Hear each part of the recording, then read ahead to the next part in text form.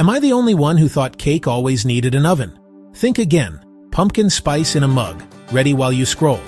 Perfect for Halloween cravings. Okay, grab a microwave-safe mug.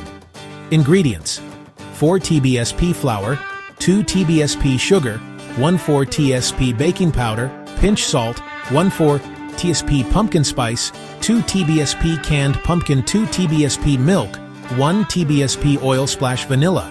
Mix the dry stuff first, then stir in pumpkin, stir in milk, stir in oil, stir in vanilla until smooth. Want it richer? Add 1 TBSP chocolate chips or a spoon of cream cheese for a gooey center.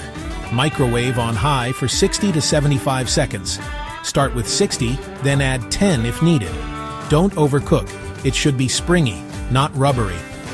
Let it cool a minute. Seriously, let it. Hot steam is a sneaky villain. Top it with whipped cream, a sprinkle of cinnamon crushed cookies for Halloween vibes. Leftovers? There won't be any. But if there are, refrigerate and eat within a day.